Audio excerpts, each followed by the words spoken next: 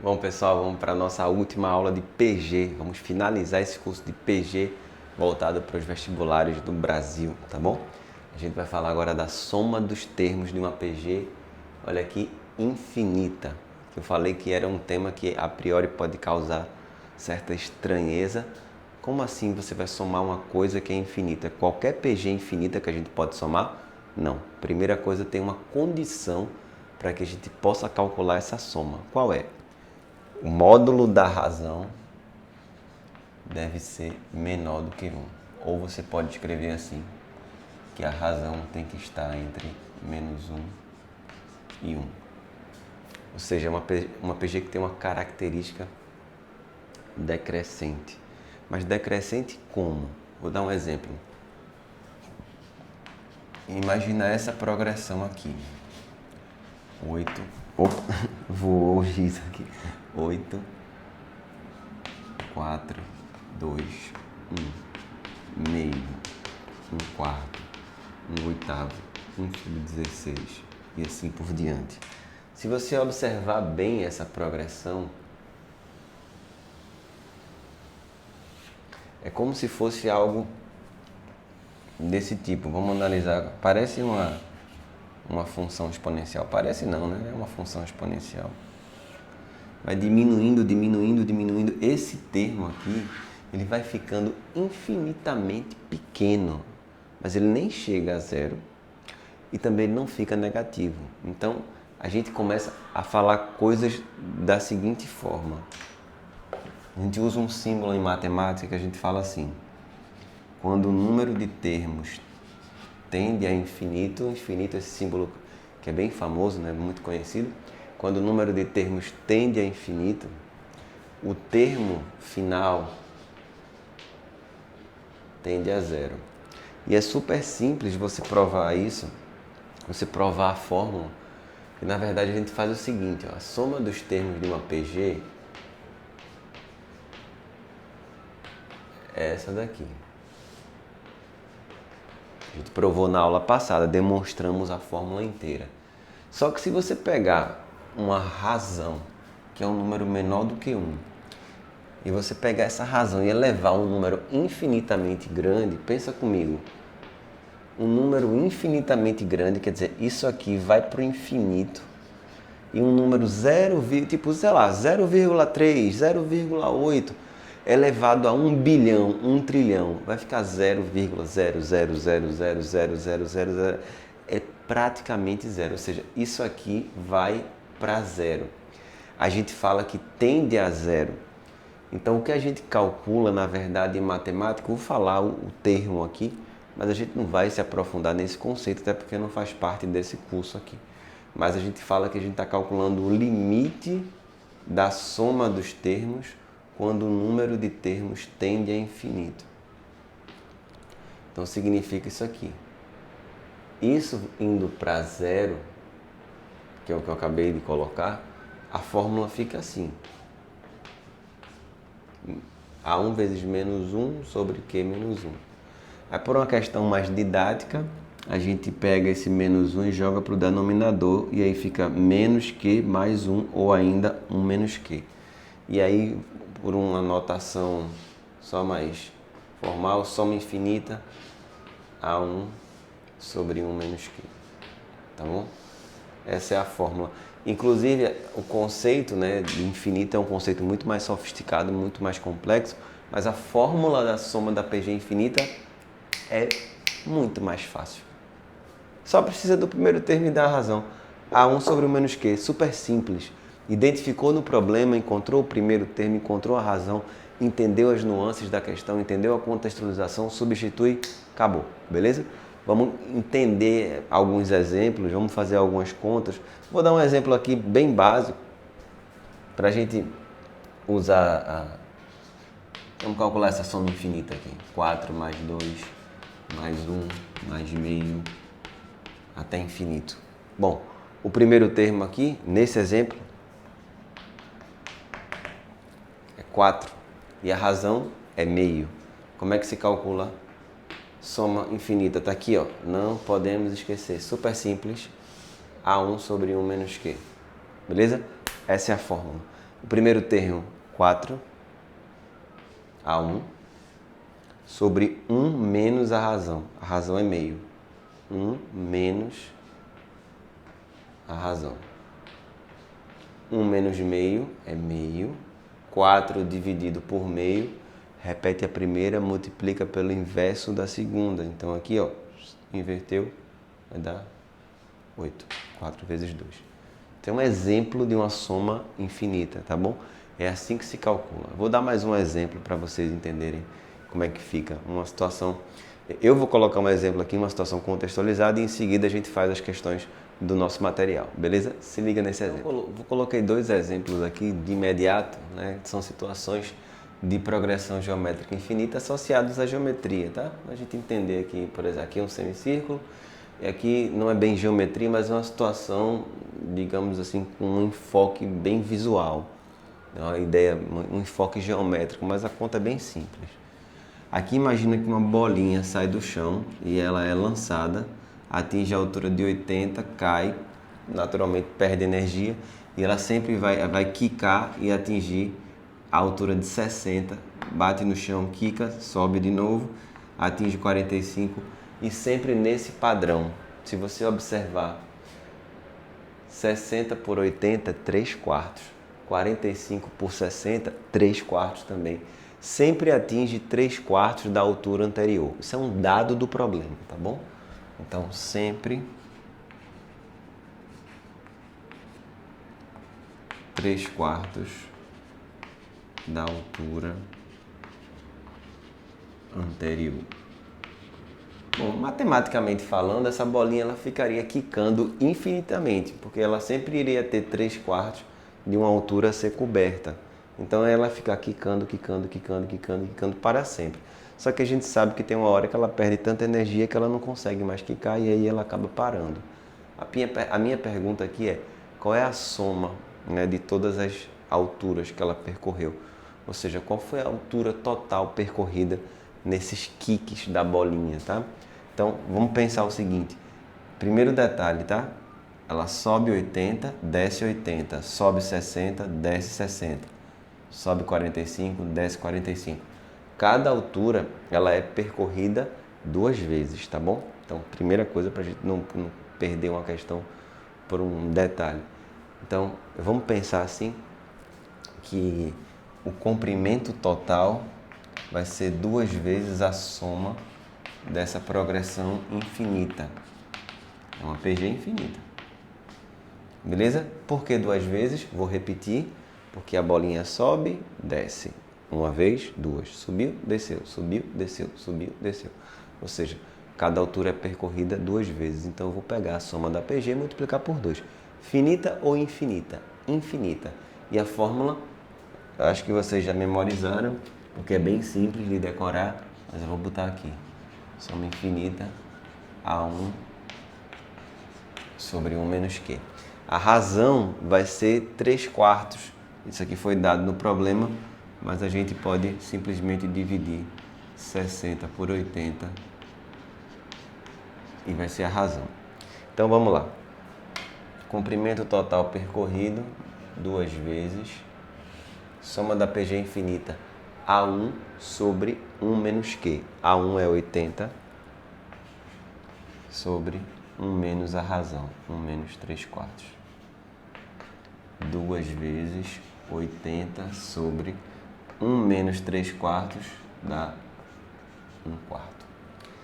Então a nossa continha vai fazer o seguinte, 1 quarto vai passar multiplicando, né? De novo, divisão de fração, repete a primeira, multiplica pelo inverso da segunda. Então quando eu passar multiplicando esse 1 quarto para cima, vai ficar 4 vezes 80 vezes 2, 640. Essa é a distância total percorrida pela bolinha, subindo e descendo, subindo e descendo, subindo e descendo infinitas vezes, tá bom? Olha esse exemplo agora. Aqui seria uma construção de uma espiral infinita, formada por semicircunferências. Primeiro tem uma semicircunferência aqui, aí no centro dela, da primeira semicircunferência, é o final da segunda, no centro da segunda é o final da terceira, faz assim uma espiralzinha, um caracolzinho, tá bom? E sempre assim, o raio da segunda é metade do raio da primeira, o raio da terceira é metade da segunda. É sempre assim, o raio de uma é metade da anterior, metade, metade, metade da metade e assim por diante, tá bom? A questão informa que o diâmetro da primeira é 10, em outras palavras, o raio é 5. E a pergunta é, qual é o comprimento da espiral? Qual o comprimento da espiral? Essa é a pergunta. Bom, comprimento da espiral, acredito que a gente pode pensar que é o comprimento de todas as semicircunferências. Uma semicircunferência, outra semicircunferência, outra semi... Ou seja, o comprimento L é uma soma infinita. Vai ser comprimento 1 mais comprimento 2 mais comprimento 3 infinitamente. Como é que se calcula o comprimento de uma semicircunferência? É só pegar o comprimento de uma circunferência e dividir por 2. O comprimento de uma circunferência a gente já aprendeu lá nas aulas de geometria plana, né? O comprimento de uma circunferência é 2πr. No caso aí é uma semicircunferência, é metade, ou seja, é simplesmente πr.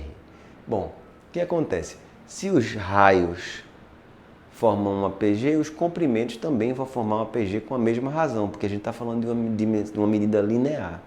Então, se os raios formam uma PG de razão meio, é natural que esses comprimentos também formem uma PG de razão meio. Ou seja, o comprimento da semicircunferência 2 é metade do comprimento da semicircunferência 1. O da semicircunferência 3 é metade da semicircunferência 2 e assim por diante. Então vamos lá. O comprimento total vai ser soma da PG infinita, A1 sobre 1 menos Q. A1 é o comprimento da primeira semicircunferência. πr, o primeiro raio é 5. Então é π vezes 5 sobre 1 menos a razão. Bom, a razão aqui, como eu falei, é meio. Razão, meio. Porque cada raio é metade do anterior. Então, 1 menos a razão. 1 menos meio dá meio também. Então, 5π sobre meio, novamente. Repete a primeira e multiplica pelo inverso da segunda. Se a gente usar, por exemplo, π igual a 3,14, né, fizer uma ótima aproximação para π, 3,14, a gente tem um valor aqui aproximado de 31,4 centímetros. Seria o comprimento dessa espiral infinita. Bom, o que eu coloquei aqui são duas aplicações imediatas, né, da PG infinita. E agora eu vou fazer mais algumas questõezinhas sobre problemas contextualizados, tá bom? Se liga. Vamos começar com a questão número 42. Considere a área de uma folha de papel A4 com 297 milímetros de comprimento e 210 milímetros de largura. Dobrando ao meio a folha de papel por sucessivas vezes, são formados retângulos cada vez menores. A tabela a seguir relaciona as medidas e as áreas dos retângulos obtidos a cada dobragem. Então, nessa tabelinha tem aí, ó, largura em milímetros 148,5 quando você dobra uma vez, depois 105, 74,25 e assim por diante.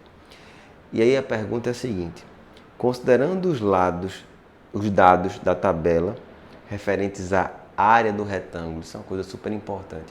Você tem às vezes uma tabela com dezenas de informações e ele pergunta só aquela específica.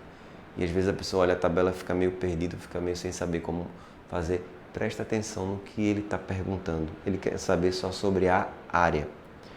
Olhando para a área do retângulo, observamos que as medidas formam uma progressão geométrica. Realizando o processo de dobragem infinitas vezes, o valor da soma das áreas dos sucessivos retângulos formados a cada dobragem é...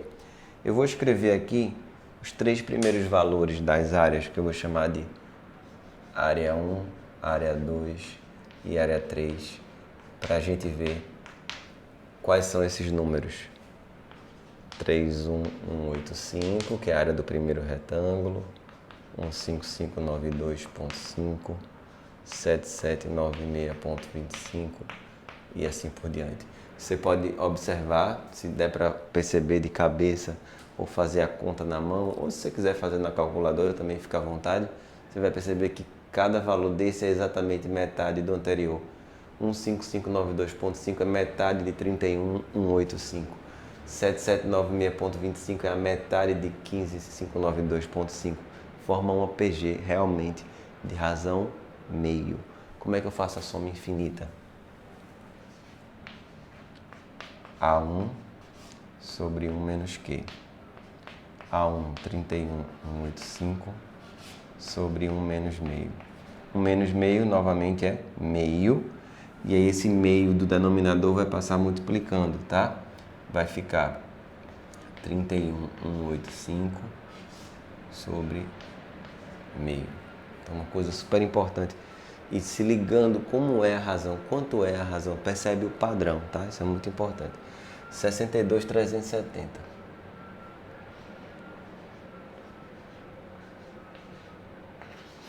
Isso encontra-se na alternativa, deixa eu conferir, alternativa D de dado. Bom, a questão que a gente vai fazer agora é a 19, diz assim: na figura abaixo, encontram-se representados quadrados de maneira que o quadrado maior Q1 tem lado 1. Esse quadradão aqui tem lado 1. O quadrado Q2 está construído com vértices nos pontos médios dos lados de Q1. O quadrado Q3 está construído com vértices nos pontos médios dos lados de Q2. E assim, sucessiva e infinitamente. A soma das áreas da sequência infinita de triângulos sombreados na figura é. Então, o que eu sempre falo, né? Vamos procurar o padrão. Existem infinitos triângulos. Bom, esse primeiro eu vou destacar aqui de verde. Esse triângulo aqui é o primeiro termo da sucessão.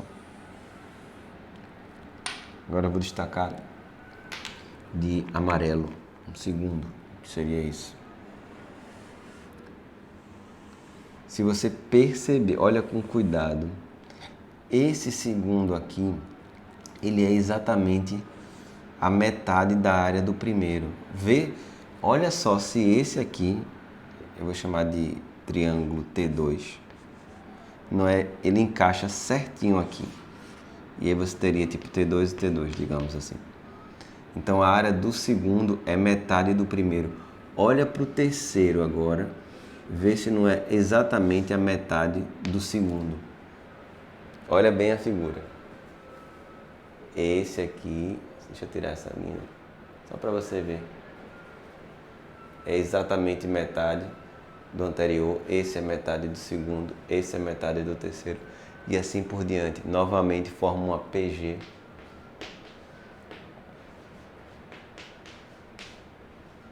De razão meio.